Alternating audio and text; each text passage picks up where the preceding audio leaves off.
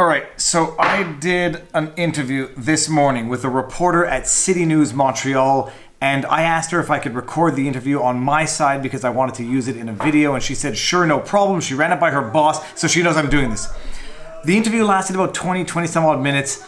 I think they used 30 seconds in the entire airing, which I'm not saying to complain, I'm just saying it because you'll see the 30-second bit where I actually talk to the camera. The other 12 minutes is my camera pointing at my side of the face from an angle while I talk to my computer. I just thought it would be nice to air the unaired portion of this interview because I think maybe it offers some insight into the situation in Quebec, Canada, my personal framing of the situation, my personal appreciation of the situation, and maybe the way other people perceive the situation as well. Kids are watching Elf behind me, so that is the intro. Enjoy the video, share it around, let me know if you agree or disagree, and enjoy. Peace out. I don't even know what am I going to hit? What am I going to hit? My camera here. There you go. Boom. Is my lighting okay? Okay, and this kid, you want to say hi? No? What's his name or her name? We got Ethan. Ethan is the one who's home today. I'm going to give him Angry Birds. Oh, that'll keep him distracted. That'll keep him busy. So when is this going to air? Tonight, hopefully. Okay, cool. Do you know how to do this? No. Well, I'll figure it out. Okay. Oh, you need to push the game. Okay, go push the game. Okay, there we go. Oh my god, that is the cutest kid I've ever seen in my life. when he behaves. Okay, so full name is David Freiheit, Freiheit. My YouTube moniker is Viva Frei. And did you need my age? No, that's okay. Okay, here we go. Go, dude, get out of here. And if he interrupts, I mean, you're going to edit this down, I guess, right? Yeah. Okay, good. So he if might. anything, if I do notice something you've said that's really important, and then there's an interruption, I'll just ask you to start over. Which is fine. Cool, and I'll focus on looking at the camera. Okay, and your title? I'm a lawyer and a YouTuber, or litigator turned YouTuber. How do you feel about the announcement that happened yesterday, where the Legault government, announced the holiday plans, and they said that families could gather from the 24th to the 27th in small groups of 10. How does that make you feel that they didn't, there are no days for Hanukkah? Oh, I don't go by the identity religious part of it. The unequal treatment part is not what I find to be most shocking about it. Ultimately, I think the entire concept that we are being told what we can do in our homes and what family we can see and under what conditions we can see them for a limited period of time, subject to what Legault refers to as a moral contract with the government. I got to tell you, I don't know if I'm alone in this sentiment. I find it to be an affront to everything that I consider to be a free Canadian society. And it might be an extreme way of saying it, that the government thinks now it can tell me what family members I can have in my own house and under what conditions. I don't care what their pretext is and what they think the justification is. It's not something I would have ever thought I'd be seeing in Quebec and Canada ever, let alone in my lifetime. And I don't know how to get around the fact that we're being sort of told to be grateful to the government, that they're letting us do this for 3 days under specific conditions of voluntary quarantine for the 5 days before and the 5 days after. I don't see how it's justifiable under the context, and I don't see how it's justifiable in a free and democratic society, to put it mildly. Yeah.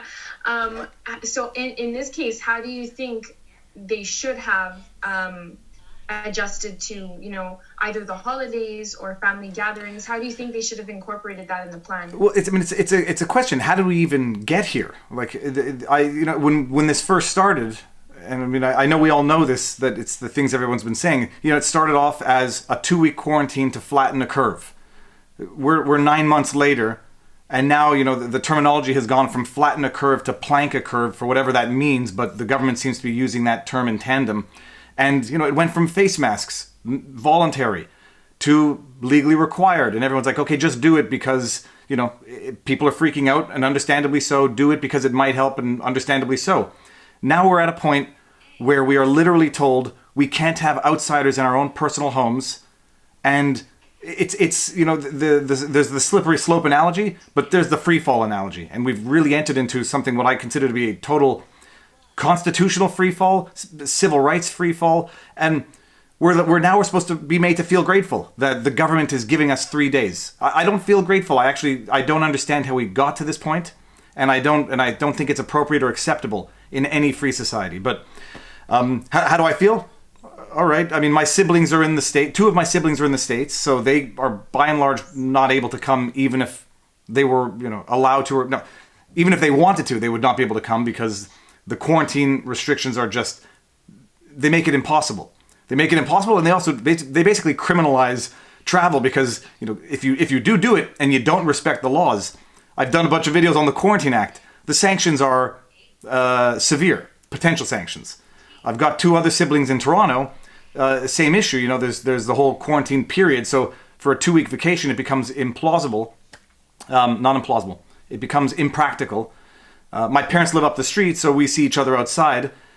But it's just, these measures, I appreciate what the government thinks they are necessary for, but they're difficult to justify in my mind. And people now are just, we've gotten to the point now where we're at such an extreme point that we're made to feel grateful that there's a respite where we can have family members into our own private homes. And I have great difficulty accepting that as the new norm under any circumstances.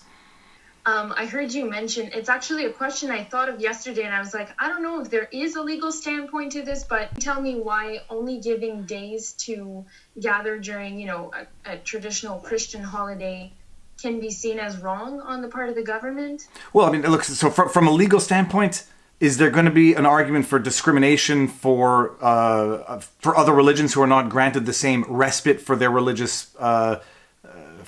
practices? There could be a claim. I mean, they may make the argument that it's not necessarily the religious Christmas-based exception. It's more of a holiday-based exception where things close down for federal holidays.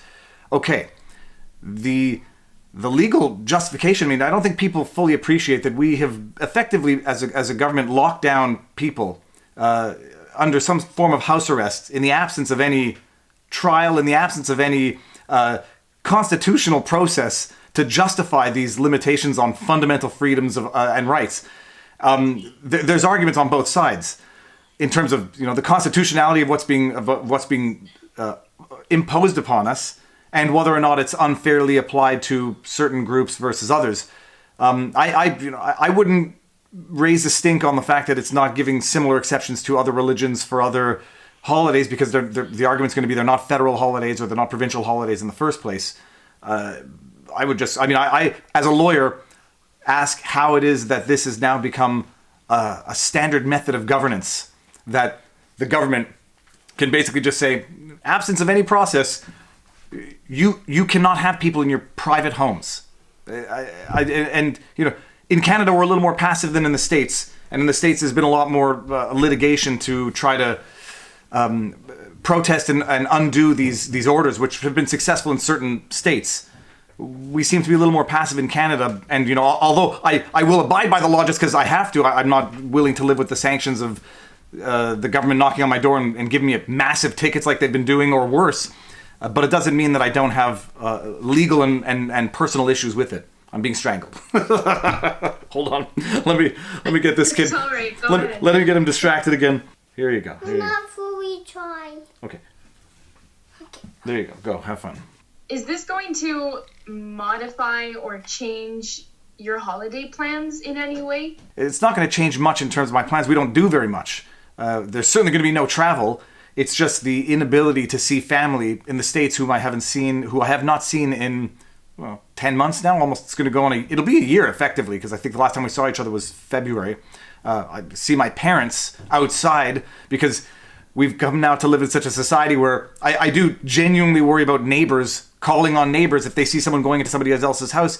This is and all of this, as measures to counter a problem. And then, the question is, are these even reasonably correlative measures to counter the stated objective of stopping the spread? But no, is it going to change anything? For me, not much. We'll go to the cottage. We'll do some ice fishing and we'll hang around. That's what we would have done anyhow. But for the world in which we live, this is just a not a brave new world. This is an outrageous new precedent. Here, let's get this. I'll let you go. I think I have everything I needed. I'll let you attend to this beautiful child. Yeah, well, no, he's going to daycare. He gets one more game, and then here, take that, go get it here. Okay. But no, it's amazing. I'm curious to see what other people think of this. It's like there's two groups. I think one is more vocal than the other, but people, a lot of people have resigned themselves to this is the new normal, which is the government telling us when we can leave our houses and who we can have in it, and that's not a normal that. It's the type of new normal that makes an otherwise non-political person want to run for office and change the world, because this is not a sustainable response to anything. Okay, well, I'll leave you to your day. Thank you so much for accepting and taking the time to answer my questions. My pleasure. All right, thank you. Nice talking to you. The same. Have a good day. Bye, you too. Bye.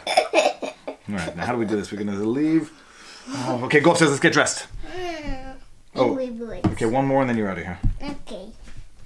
I'm going to try to shoot him in the face. It's the English. Okay, here you go. Last one.